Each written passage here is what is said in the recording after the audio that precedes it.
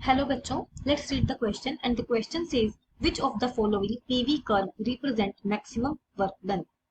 तो हमें यहाँ पे 4 PV कर्व दिए गए हैं और सभी जो प्रोसेस है वो क्या है, आइसोथर्मल है।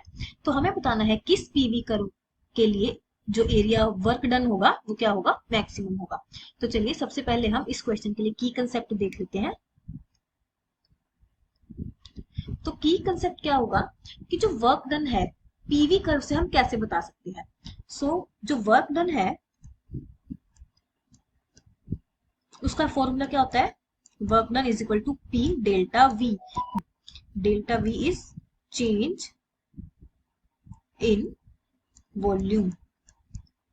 तो अगर हमें पीवी कर्व गिवन हो तो वर्क डन कैसे निकालेंगे, उसके एरिया से। Area of PV curve gives the work done. तो यहाँ पे जितना ज्यादा एरिया होगा उतना ही ज्यादा क्या होगा, work done. More is the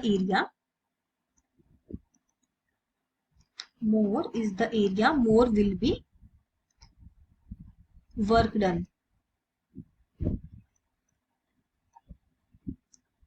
तो हमें इन चारों में से देखना है सबसे ज्यादा एरिया किस प्रोसेस के लिए होगा। तो अगर हम डी ऑप्शन की बात करते हैं तो डी ऑप्शन का ग्राफ कुछ इस तरह से है, पी प्रेशर वॉल्यूम ऐसे। तो यहाँ पर चेंज इन वॉल्यूम क्या है, 0।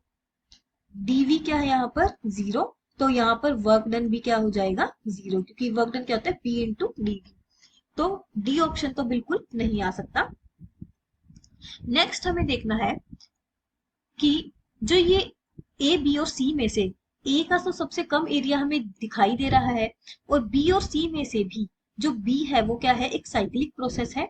और अगर हम कंपैरिजन करें तो बी का भी एरिया क्या है, कम है। तो सी का जो एरिया है, सी ऑप्शन में जो पीवी कर्व है उसका एरिया क्या है, मैक्सिमम है।